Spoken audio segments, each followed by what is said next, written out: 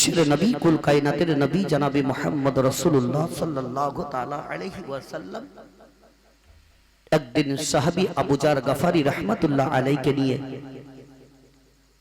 রাস্তা ধরে হেঁটে হেঁটে যখন চলে যাচ্ছেন, তো সর্বপ্রথম একটি কবরস্থানের মধ্যে যখন পা রাখলেন তো সমস্ত কবরের আযাব একদম শীতল ও ঠান্ডা হয়ে গেল। জোরে বলুন। নবী যখন কবরস্থানে পা রাখলেন তো সমস্ত কবরের আযাব বন্ধ, কিন্তু একটা কবরের আযাব বন্ধ হয় না। সেই কবরটা হলো একটা নওজওয়ান, একটা যুবকের। আমার প্রত্যেকটি আমার বাপজি ভাইদের মা বোনদেরকে বলবো, দেখুন একটা জিনিস জেনে রাখবেন যে আমরা প্রত্যেকটা মানুষ, অনেকে আমরা নামাজ পড়ি না পড়ি না? আচ্ছা, কেউ বলতে পারবে কি 5 ওয়াক্তের নামাজ পড়লেই আমি জান্নাতে যাব? বলতে পারবে? কিন্তু কোরআন এখানে বলছে ওয়াবিল ওয়ালিদাইনি ইহসানাও, তোমরা মা বাপের প্রতি ইহসানি করো, তোমার মা বাপের পদতলেই জান্নাত আছে। কেন কি মায়ের দোয়াতে ওয়াইস করুনি নবী শরীরের জুব্বা পেয়েছিলেন, তাই তো? এক কসাই মায়ের দোয়াতে হযরতে মুসা কালিমুল্লাহর সঙ্গী হয়ে জান্নাতে গেছেন। তাই বলছে পৃথিবী দুনিয়াতে যদি তোমার মা বেঁচে থাকে, বাপ বেঁচে থাকে, তাদের কাছে দোয়া নাও, তোমার মা বাপ যেটাই দোয়া দিবে সমস্ত পৃথিবীর মানুষের আগে আল্লাহর দরবারে তাদের দোয়া কবুল হয়ে যাবে। এখনো তবে জান্নাত হচ্ছে এমন একটা জিনিস, দয়া। কি যে কোনো একটা মেম্বার বলেন কিংবা কোনো জিনিস বলেন, আপনি আমার কাছে কিংবা আপনার কাছে আমি গেলাম চাইতে কোনো জিনিস, আপনার কাছে সেই জিনিসটা আছে, মাথায় ভরবেন। আপনার কাছে সেই জিনিসটা আছে, আমি চাইতে গেলাম, যদি আপনার দয়া হয় তো আপনি দিবেন, তাই তো? আজ দয়া না হয় দিবেন কি? দিবেন না। তাই হচ্ছে জান্নাত আল্লাহর যদি দয়া হয় তবেই আপনার নসিবে জান্নাত জুড়বে। এমন একটা কাজ, ছোট্ট এমন সামান্য একটু কাজ যদি করে যান, আর ওই কাজটাতেই যদি আল্লাহর দরবারে পছন্দনীয় হয়ে যায় আর দয়া যদি হয় তো সেই ব্যক্তি জান্নাতি হয়ে যাবে। এখন সাহাবী ওই কবরটাকে স্মরণ করে আপন দাঁড়িয়ে গেলেন। সাহাবী বলছেন, ইয়া রাসূলুল্লাহ, সমস্ত কবরস্থানের মধ্যে বহুত কবর আছে, সেখানে না দাঁড়িয়ে এই জায়গাতে দাঁড়ালেন কেন? আল্লাহর নবী বলছেন, ওগো সাহাবী, এই কবরটাতে অতিরিক্ত আযাব চলছে, সমস্ত কবরের আযাব ঠান্ডা বন্ধ হয়ে গেছে, কিন্তু এই কবরের আযাব বন্ধ হয় না। তবে আমি আল্লাহর কাছে একটু দোয়া করব যাতে তার কবরের আযাব আল্লাহ বন্ধ করে দেয়। বিশ্বের নবী কুল কায়নাতের নবী জনাবে মুহাম্মদ রাসূলুল্লাহ সাল্লাল্লাহু তাআলা আলাইহি ওয়াসাল্লাম ওই সমাদে বাবা যেমনি আবু জার গফারি রাহমাতুল্লাহ আলাইকে বললেন, সঙ্গে সঙ্গে বিশ্বের নবীর নিকটে হযরতে জিবরিল আমিন চলে আসলেন। জিবরিল বললেন, ইয়া রাসূলুল্লাহ, ইয়া হাবিবাল্লাহ, নবী গো, আপনি দোয়া করবেন না, আপনি মুনাজাত করবেন না, কেননা এই নওজওয়ানের কবরের আযাব আল্লাহ কিয়ামত পর্যন্ত বন্ধ করবে না। বিশ্বের নবী আমার জিবরিলের কথা শুনে তিনি আপন চুনমুন হয়ে গেলেন, মুখ কানা শুকমুখ হয়ে গেল। সাহাবী বিশ্বের নবীর দিকে দেখতেছিলেন, এমন সময়তে সাহাবী বললেন, ইয়া রাসূলুল্লাহ, ইয়া হাবিবাল্লাহ, নবী গো, আপনার মুখটা কেন শুকমুখ হয়ে গেল? কারণটা কি আপনি বলুন না কেন? সাহাবীর দিকে লক্ষ্য করে বললেন, ও সাহাবী, এই কবরটা হলো একটা নওজওয়ানের যুবকের, তবে আল্লাহ তার কবরের আযাব কিয়ামত পর্যন্ত বন্ধ করবে না। তবে এই নওজওয়ানের পৃথিবী দুনিয়াতে কে এমন বেঁচে আছে একবার খবর নাও। সাহাবী আপন বাবা গ্রামের গলিতে গলিতে চলতে আরম্ভ করে দিলেন, খোঁজ নিতে লাগলেন। খোঁজ নিতে নিতে দেখা গেল ওই নওজওয়ানের একমাত্র বৃদ্ধ বয়স্ক মা বেঁচে আছে। মা লাঠি নিয়ে টুকটুক করে রাস্তা ধরে চলে যায়। বাপ বহুদিন আগে মারা গেছে, মা বৃদ্ধ, মা বয়স্ক আলোচনা চলতেছিল। সাহাবী আবু জার গাফারি রাহমাতুল্লাহ আলাইহি বাবা ওই বুড়ির কাছে যাওয়ার পরে বললেন, ও বুড়ি মা, আজকে তোমাকে বিশ্বের নবী ডাক করেছে, তুমি আমার সঙ্গে একটু চলো না কেন? বুড়ি নবীর নাম কানা শোনা মাত্রই লাঠি কানা নিয়ে টুকটুক করে চলতে লাগলেন বিশ্বের নবীর দরবারে। বুড়ি যখন পৌঁছে গেল, বুড়ি বলে, ইয়া রাসূলুল্লাহ, ইয়া হাবিবাল্লাহ, নবী গো, আপনি আমার ডাক করেছেন। বিশ্বের নবী আমার বুড়ির দিকে তাকালেন, দয়ার নবী দুই চোখ দিয়ে পানি পড়ে গেল। বিশ্বের নবী বললেন, ও বুড়ি মা, তোমার বহুদিন আগে তোমার বেটার ইন্তেকাল হয়েছে। বলে, হ্যাঁ ইয়া রাসূলুল্লাহ, আমার বেটা পৃথিবীর দুনিয়া থেকে বিদায় নিয়েছে। নবী আমার বললেন, ও বুড়ি মা, তোমার বেটার কবরে অতিরিক্ত আযাব চলতেছে। বিশ্বের নবীর দিকে তাকিয়ে বুড়ি বলল, ইয়া রাসূলুল্লাহ, ইয়া হাবিবাল্লাহ, নবী গো, আমি জানি গো, জানি আমার বেটার কবরে আযাব চলতেছে। দয়ার নবী বললেন, বুড়ি মা, একটু তুমি আল্লাহর কাছে দোয়া করো যাতে তোমার বেটার কবরের আযাব বন্ধ হয়ে যায়।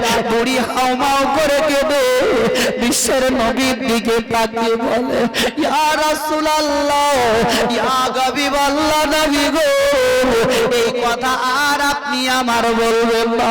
নবী গো, আমি জানি গো, জানি তার কবরে অতিরিক্ত আযাব চলতেছে, তবে আল্লাহর দরবারে এটাই আমি প্রার্থনা করব যাতে তার কবরে আরো বেশি বেশি করে আল্লাহ আযাব দিয়ে দেয়। বুড়ির দুই চোখের পানি ঝরঝর করে চলে যায়। বিশ্বের নবী বলে, ও বুড়ি মা গো, তুমি হচ্ছ গর্ভধারিণী মা, এই কথার মুখ দিয়ে বের করো না। ও গো বুড়ি মা, তুমি যতক্ষণ পর্যন্ত দোয়া না করবে আল্লাহ তার কবরের আযাব বন্ধ করবে না। বুড়ি বলতেছে, ইয়া রাসূলুল্লাহ, আল্লাহ যাতে তার কবরে আরো বেশি বেশি করে আযাব দিয়ে দেয়, যাতে কিয়ামত পর্যন্ত তার কবরের আযাব বন্ধ যাতে না হয়।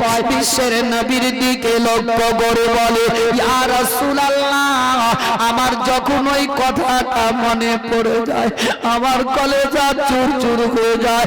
যখন আমার কথাটা মনে পড়ে যায় তখন আমার শরীর খানা থরথর করে কেঁপে যায়।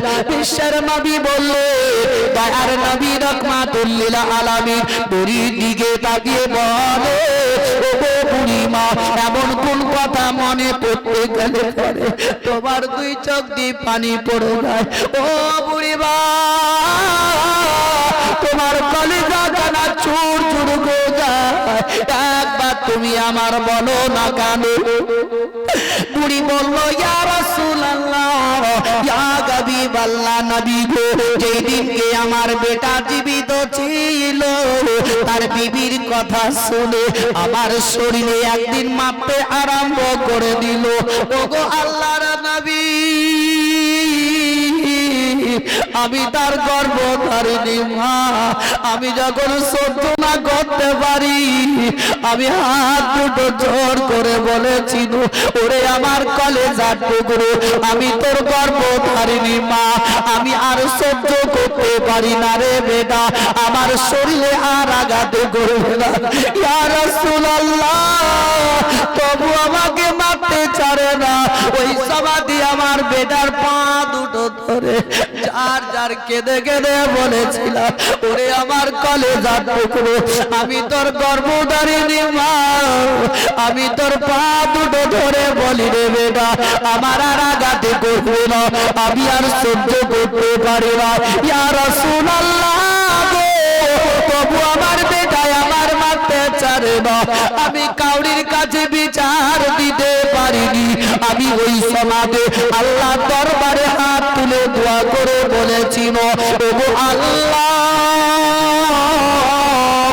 ওগো পাক পরওয়ারদিগারে, আমি আর সহ্য করতে পারি না। আল্লাহ গো, আমার বেটার তুমি মৃত্যু দিয়ে দাও আল্লাহ, আমি আর মার সহ্য করতে পারি না। আল্লাহ দরবারে দোয়া কবুল হয়ে গেল, আমার বেটার মৃত্যু হয়ে গেল। দ্বিতীয়বারে দোয়া করে আল্লাহ দরবারে বলেছিল, আল্লাহ গো আমার বেটার কবরের আযাব যাতে কিয়ামত পর্যন্ত বন্ধ না হয়। জোরে হবে না? না ঘুম তো আসছে ভাই? আর যদি শুনতে ভালো লাগে মাথার টুপি খুলে একটু চুলকাবেন, তাহলে ছেড়ে দেবো। মানে আমরা ইশারা তো বুঝি, মানুষের মুখে বলতে হবে না, টুপি খুলে খালি চুলকাবেন একবার, তারপর দেখবো। বিশ্বের নবী রহমাতুল লিল আলামিন বলছেন, ও বুড়িমা তুমি হচ্ছে গর্ভধারিণী মা। সারা বিশ্বের মানুষ যদিও দোয়া করে, তাদের দোয়া কবুল হতেও পারে না হতে পারে, তবে তুমি যদি একবার আল্লাহর দরবারে দোয়া করো, আল্লাহর দরবারে কবুল হয়ে যাবে। তাই আমি জোরহাত করে বলবো আমার বাপজি ভাইদেরকে, যে পৃথিবীর দুনিয়াতে যদি কাউরির মা বাপ বেঁচে আছে, তাদের প্রতি ভালোবাসা রাখুন, মা বাপের কাছে দোয়া নেওয়ার চেষ্টা করো। কিন্তু আমার মাদেরকেও বলবো কি, হে মা, তোমার গর্ভের বাচ্চা এক নজরে ছেলেদেরকে দেখো, তুমি একটাকে ভালো দেখছো একটাকে খারাপ দেখছো, কি হচ্ছে না হয় না পৃথিবীতে? কিন্তু সেটা না করে এক নজরে তুমি দেখো তোমারই গর্ভের বাচ্চা। আজ তো আমরা সেভাবে দেখছি না। বিশ্বের নবী রহমাতুল লিল আলামিন বলছেন, বুড়ি মা তুমি হচ্ছে গর্ভধারিণী মা।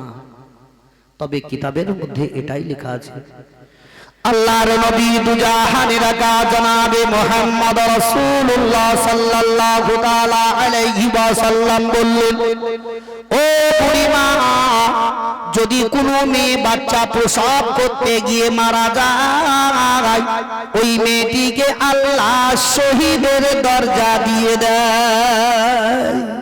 ও বুড়ি মা, তবে যেই মেয়েরা বাচ্চা প্রসব করতে গিয়ে এত বেদনা এত কষ্ট পায়, এত কষ্ট পায়, ওই বাচ্চাটা দুনিয়াতে ভূমিষ্ঠ হওয়ার পরে বাচ্চা যখন কেঁদে উঠে আর মায়ের কানে যখন আওয়াজ চলে যায়, তখন মা বাচ্চার আওয়াজ পেয়ে সমস্ত পিছনকার বেদনা সব ভুলে যায়।